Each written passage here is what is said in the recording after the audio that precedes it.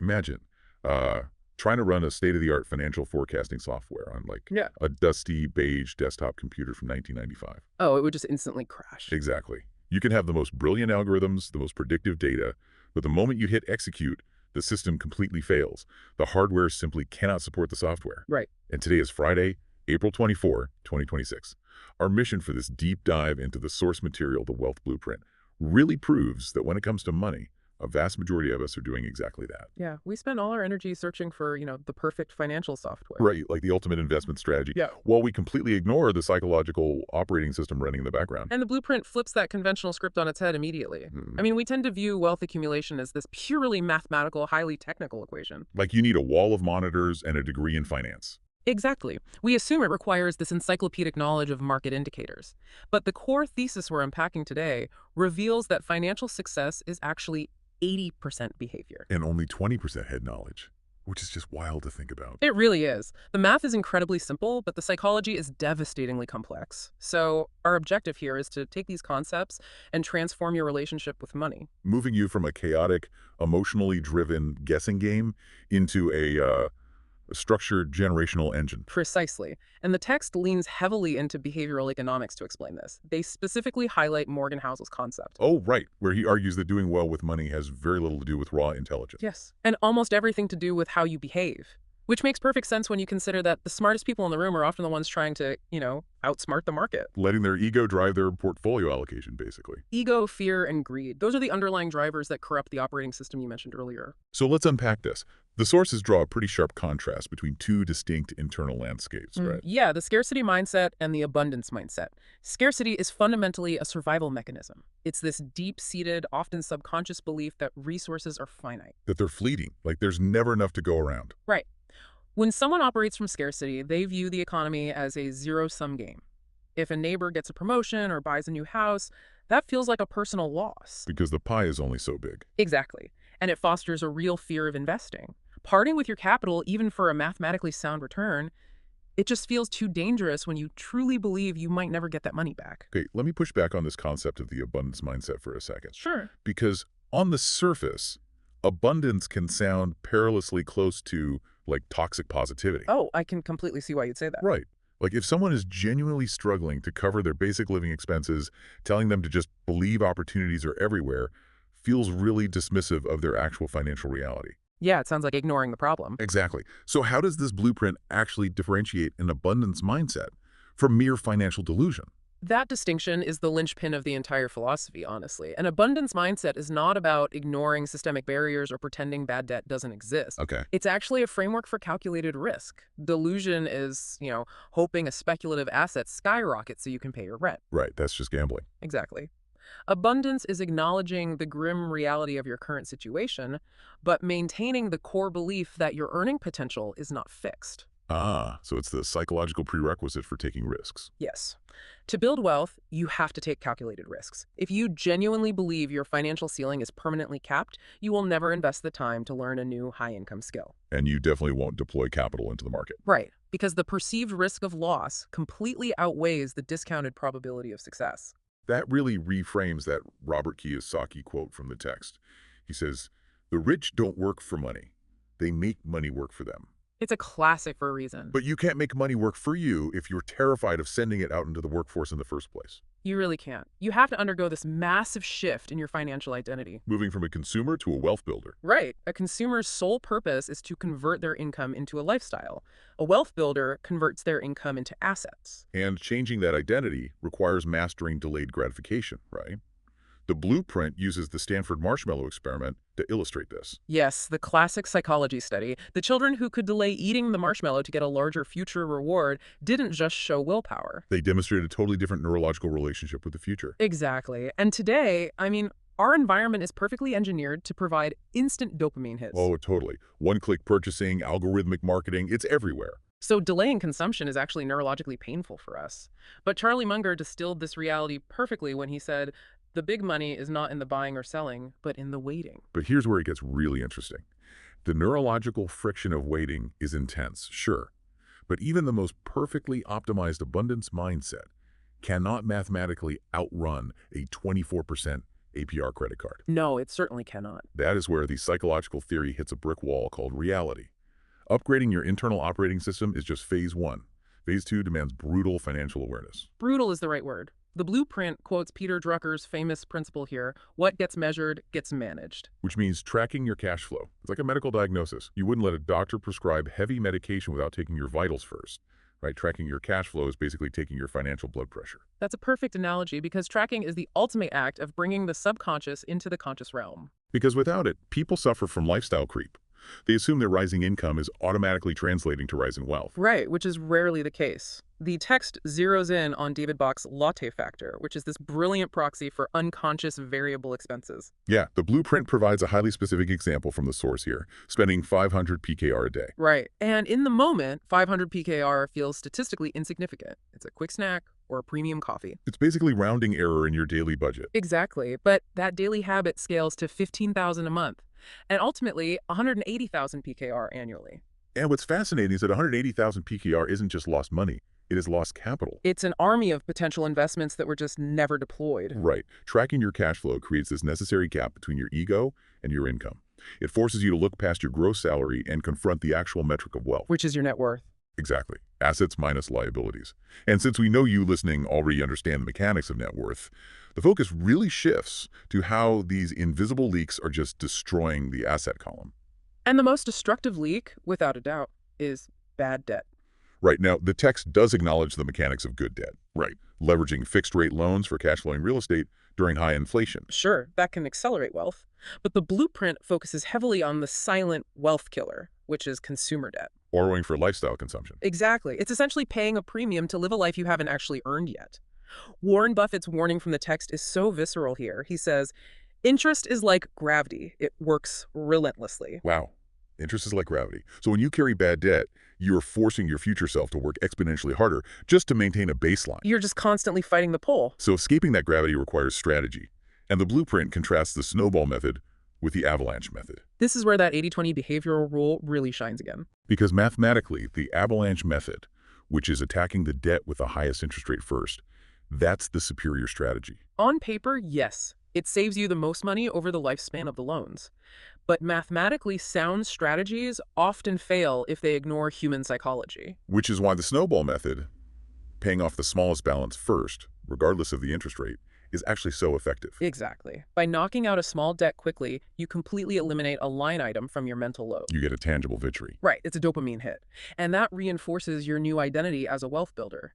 You then roll that liberated cash flow into the next smallest debt, and you create this aggressive momentum. Whereas the avalanche method can feel like, I don't know, emptying an ocean with a teacup. Because it takes so long to see an account actually close. Right, so if you need the behavioral victory to stay engaged, the snowball is the correct choice. If you possess ironclad discipline, then deploy the avalanche. But the ultimate goal of either method is the same: aggressively recapturing your cash flow. Because you cannot build a self-sustaining financial engine if all your surplus fuel is being incinerated by the interest payments on past decisions. Absolutely not. But once those leaks are plugged, the blueprint shifts gears from defense to offense. We enter the engine-building phase. Yes. And the core component of that engine is diversification. Because relying on a single income stream is functionally equivalent to putting your entire net worth into a single stock. Oh, wow. It's a catastrophic single point of failure. Exactly. And the danger of the single income stream is compounded by the fact that most people's primary income is tied linearly to their time. Right. The blueprint breaks this down into active, semi-passive, and passive or portfolio income, right? It does. The trap many professionals fall into is assuming that scaling their wealth means scaling their hours. They just have to work more. Right. The text uses the example of a physician. Their active income is generated by seeing patients. Highly lucrative, but strictly capped by the hours in a day. If the doctor stops seeing patients, the cash flow just drops to zero. But wait, so what does this all mean for you listening, especially if you're already exhausted from your 9 to 5? How do you diversify without just burning out by working 2 full-time jobs? That's the million-dollar question. And it requires decoupling income from effort. Okay, how so? Let's return to the physician. Instead of taking on more shifts, they leverage their core medical expertise to create an online health optimization course. Or maybe they offer specialized digital consultations. So they're utilizing existing intellectual capital. They aren't starting from scratch. Right. The text brings in Naval Ravikant's concept of leverage here. Historically, leverage meant labor or capital. You needed money or people working for you. Which is a huge barrier to entry. Huge. But Naval points out that code and media are permissionless leverage. Permissionless leverage. That changes the entire landscape. It really does. You don't need a bank to underwrite a loan, and you don't need a gatekeeper to approve your media. You just build the digital product once, and the software replicates and distributes it infinitely. The input of your time is fixed, but the output of your revenue is entirely decoupled. You're building systems that function independently of your physical presence. And when that decoupled system begins to generate surplus cash flow, you feed it into the ultimate wealth engine, the magic of compounding. Yes, Albert Einstein supposedly called compounding the eighth wonder of the world, and for good reason. It's the mechanism where your money earns money, and then those returns generate their own returns. Exactly.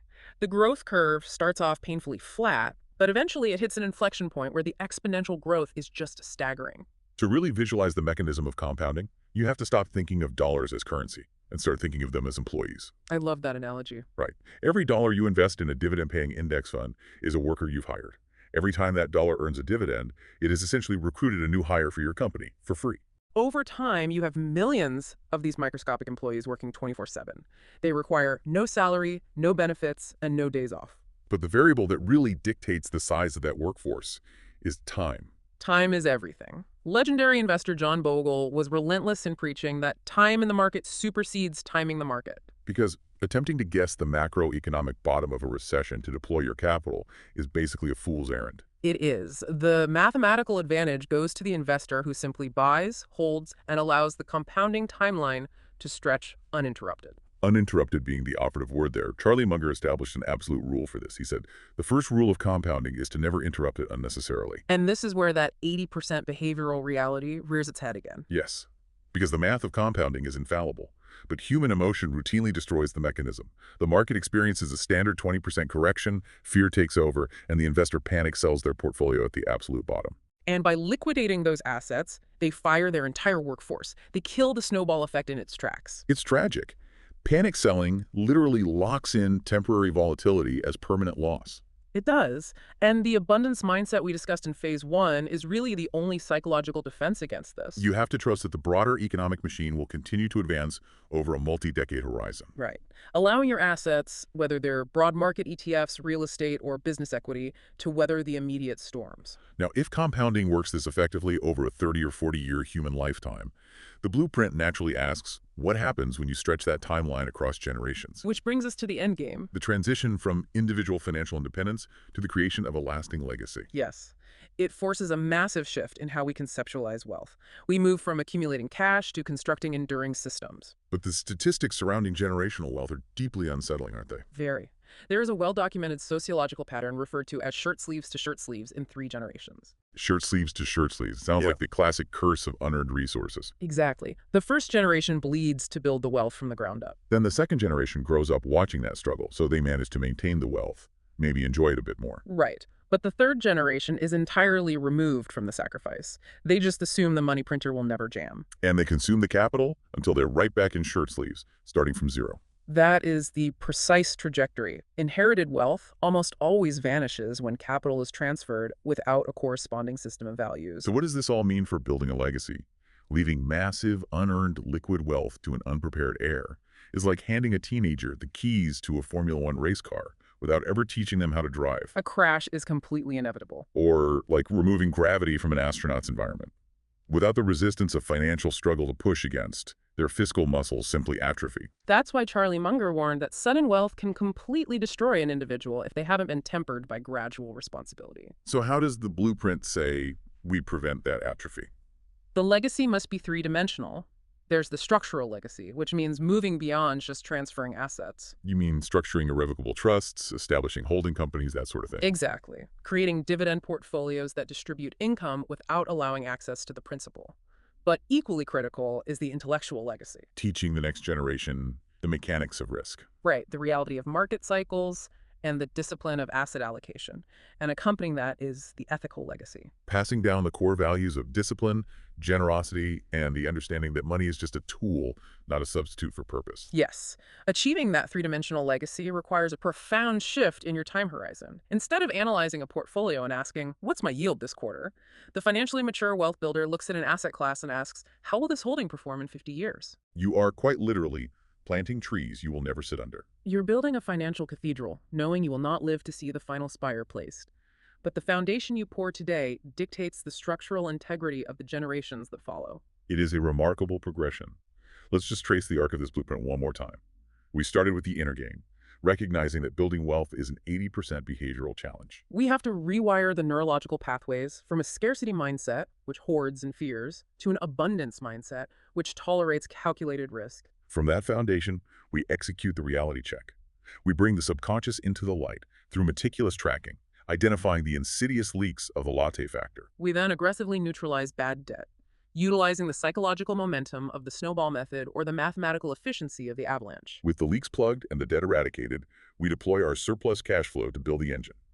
We utilize permissionless leverage to decouple our income from our time. We funnel that capital into the exponential machinery of compounding, hiring millions of microscopic employees. And fiercely protecting them from our own emotional panic, culminating in the final phase, structuring a legacy, building the trusts and educational frameworks to ensure the wealth survives the three-generation curse. It's a comprehensive architectural plan for financial freedom.